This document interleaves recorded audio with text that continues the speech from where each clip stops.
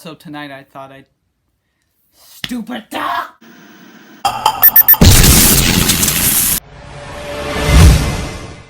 So tonight I thought I'd tell you why you should be hoarding copper pennies and show you my copper hoard and also my coin collection. Before I start explaining why you should start hoarding copper pennies, I'm going to tell you what years are copper and what aren't.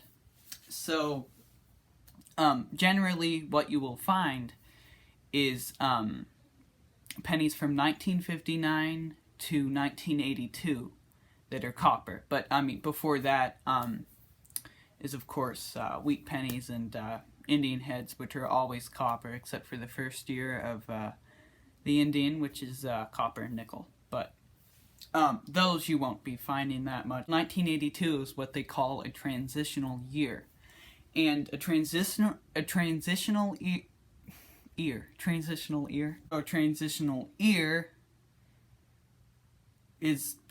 doesn't exist. So let me give you a couple examples of what a transitional year, not ear, it is. So 1982 is a transitional year for pennies. There's other transitional years for different denominations, but right now we're going to be talking about pennies. So 1982 they made copper pennies, and they made copper-plated zinc pennies, which is what the pennies of today are made out of. But before that, of course, they made them out of copper. So that was called the transitional year because they changed the metal composition of the coin.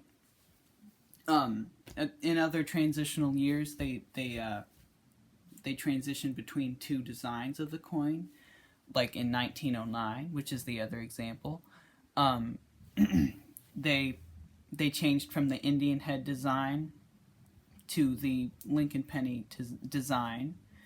I think less Indian head pennies with the year 1909 were made than the Lincoln head pennies were, because it wasn't halfway in the year. It was more like maybe 2/3 or maybe less than that. I don't know. The only non-destructive way I know of to discern a 1982 copper penny from a 1982 zinc penny is the weight. If you get a by the gram scale, you can tell. I don't know, I forget what the weights are of both, but there's a difference between both of them. Just get a definitely copper penny, like a 1981 or something, or before 1981 or before, because you know that's copper. And a present day one, and then look at both the weights, and then you'll know the weight. But there is a difference, and that's the way you can tell. So you can pick out the copper that way. But every other year before that is easier to take out the copper, because you know for sure it's a copper penny, because it's not 1982, or it's not a transitional year. Now, as to why you should actually hoard copper pennies, now that you know what to look for. So our country has been talking about getting rid of the penny, and the reason for that is because of inflation and all. See, the penny just it's not worth that much. It's pretty much useless. So except for making up the difference in like $1.99 deals or 99-cent deals, but they're going to change all that to probably 95 cents, so it'll actually be possible with the nickel to using the nickel to actually pay that without saying keep the change. Right now it's illegal to melt down coins that are legal tender, but as soon as they become non-legal tender, like, in other words, you can't spend them, like the penny. Once they get rid of the penny, and the penny becomes obsolete, like the 2-cent piece or the 3-cent piece, you can melt it down. So once our country gets rid of the penny, just like Canada, you can take all your copper pennies, melt them down, sell them for scrap, and double your money. And that's why you should hoard copper pennies. So now I'm going to finally show you my copper hoard. I'm sorry it's been such a long video so far, but I take a lot of takes. It takes a lot of editing. So this is the box where I keep all my copper. This is all my wheat pennies. I keep my wheat pennies in there also. These are just loose copper pennies. So and there's also these uncirculated or red brown ones I keep in these types of rolls. So the reason why I kept all the uncirculated ones in there was because I thought back a while ago, I thought that the reason why you should hoard copper is because they're melting them all down in China, and they're gonna become rare because they're melting them down. Just so they're gonna get some numismatic value. So that's why I was keeping those in those tubes there. Which actually may be true. So maybe just forget what I said. Maybe don't melt down your copper pennies, depending on how valuable they get. If they become more valuable than their intrinsic, like their copper value, then definitely do not melt them down. That will just, of course, destroy the numismatic value of the coin. So you might just have to ignore what I said in the last 5 minutes. So I hope they become valuable someday, and I kind of would feel uncomfortable melting them all down. I might not melt them down. I might just keep them for years. I don't know, but I'm just hoarding copper.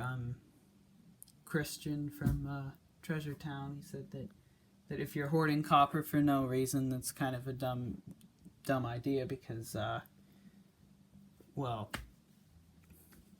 because you're losing money coin roll hunting. You could spend all that money on coin roll hunting, which is kind of good advice, but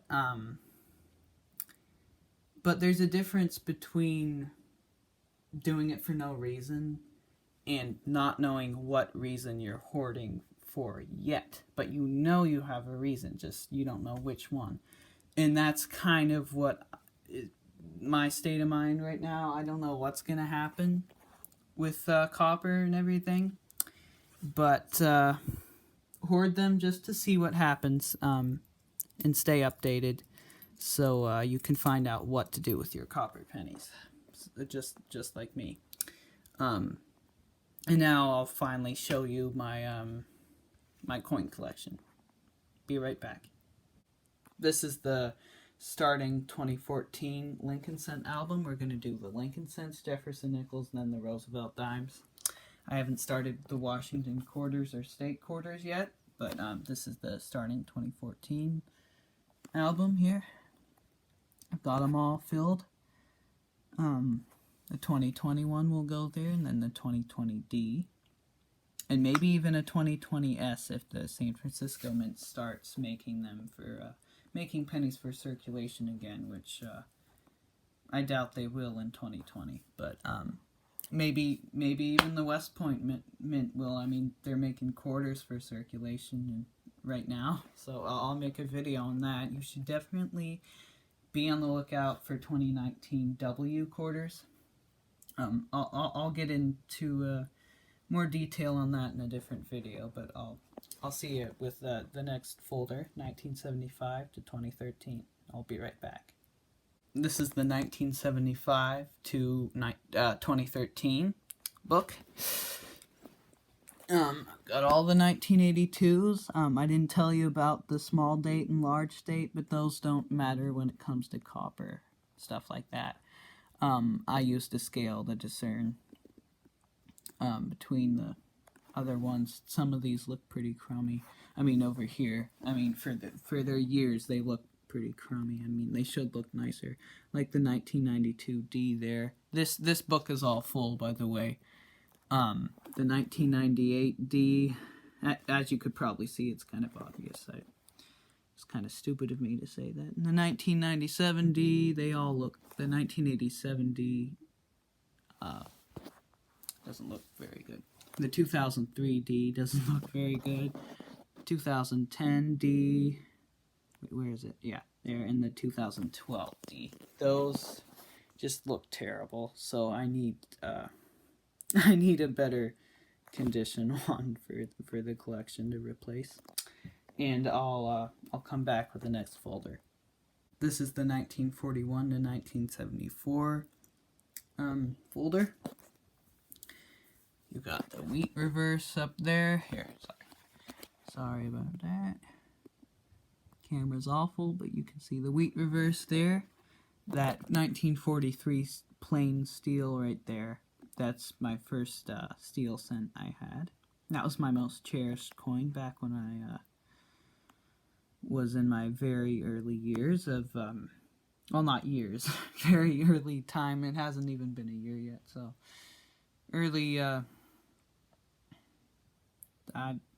know, when I was a beginner. That was my most cherished coin. My dad gave that to me. He found it at the mall near the kiddie rides there. And I was like 2, I think he said. So, and it was a 43 steel. As you can see, I need the 1947S and the 1955S. But other than that, it's all full. And this 1960 looks pretty bad, except for I mean pretty good except for that oil there. That looks pretty bad, but yeah. I'll be back with the next folder. This is the 1909 to 1940 album. That 1913 right there was my oldest coin when I was a beginner. And that 1909 VD, there's a 1909 VDB there. 1909, I found that in a bunch of wheat pennies. It's in great condition though for 1909, you know. It's just like, it's like an extra fine. Maybe it was like a collection from a collection dump or something. But that was from a bunch of wheat pennies my dad brought home from work. He looked through a bunch of pennies at work. Find a bunch of wheat pennies for me. So I'm missing the 1940D, which should be pretty easy to get. The 1918D shouldn't be too hard to get either. And I'll be back with the Jefferson nickels, the first folder of that, starting 1996. This is the Jefferson nickels starting 1996. 1997D looks pretty crummy, but other than that, it's all full and yeah, well, it is all full, period. But the 1997D looks pretty bad, but I'll have to find a nicer one. But I'll be back with the next folder. This is the 1962 to 1995 Jefferson nickel folder.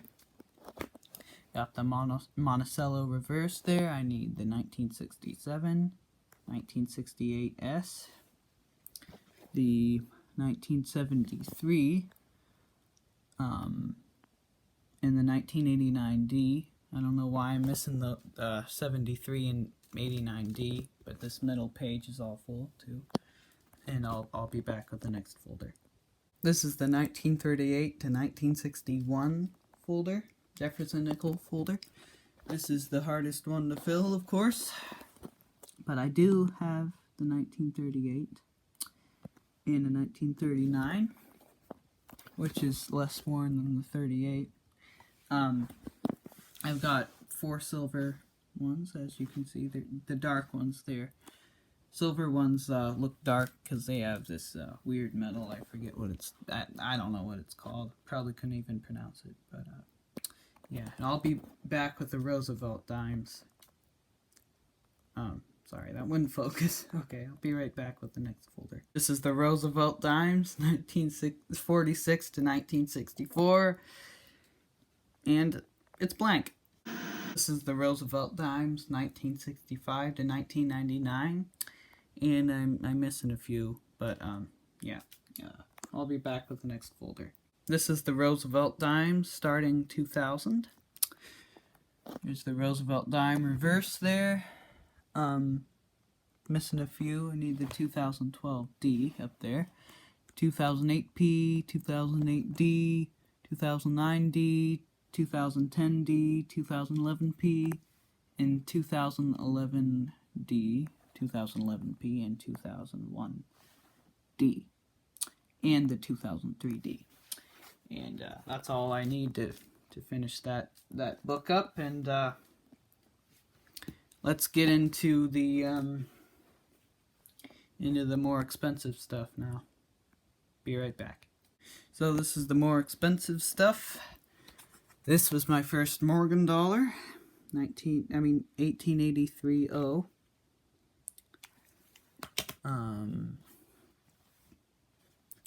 Really nice guy gave that to me. 1847 large cent, like I was talking about earlier. And this is the most expensive coin I have. The 1877 seated Liberty half dollar in VF20 condition. Yeah, you can see the reverse there. Yeah, it's pretty good. There's my first silver dollar here, 1923 piece dollar, right there. This is an heirloom, though, so I'm not allowed to sell it. And then so is this. This is my third silver dollar. I'm not sure, maybe second. But this is an heirloom too. And there's my silver eagle here. I love silver eagles. They're so pretty. Oh, look at that. Yep, that's pretty. 2017. That's the date on that. And the here's an Ike dollar. Just put that in there. I think it's a Denver. I think. Yeah, there's a D on there. There's this wheat penny with a die chip error on the left wheat ear. There. We'll talk about die chips and errors and varieties. New series I started. There's a 1999 Susan B. Anthony and a 1979 Susan B. Anthony. It's a 1935 Buffalo nickel. 1925 Standing Liberty quarter, a 1945 S Walking Liberty half dollar, a 2000 P Sacagawea dollar, an 1818 S Walking Liberty half dollar. Then there's a 1900 O Barber dime, a 1940, what is it, 1945, is it? 45, yeah, 1945 plain Mercury dime. Here's this 1979 penny that looks a little weird to me. It has a weird color to it. It's kind of like, looks like gold plated. I don't know. I hope it's gold plated. And then here's my first Indian I found, 1889, in a roll of pennies, and about the middle of it. I was freaking out. Great memory. Here's a rotation error, 1979 copper penny. Here's my first proof coin, a Jiffy Mounds, 2017 S quarter.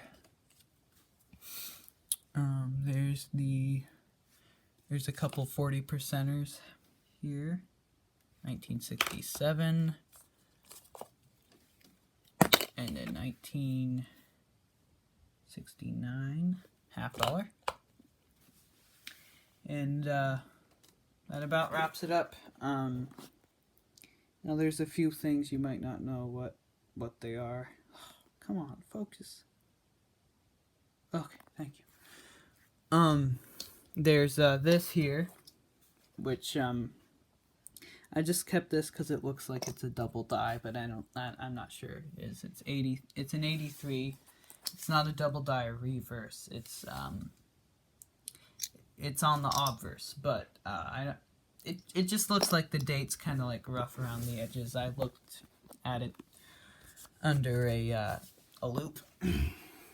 Here's a bicentennial quarter. I just put it in there. Don't know why. And here's a potential ungodly rust error, which I don't think it's as faint as it's supposed to be to make it that valuable. It's a struck through grease die error, grease filled die error. I'll get to that on errors and varieties. And that about sums it up now. And I'll see you in my first quarter hunt. That's probably going to be the next video I'm going to post. It's already recorded. And see you then. Bye.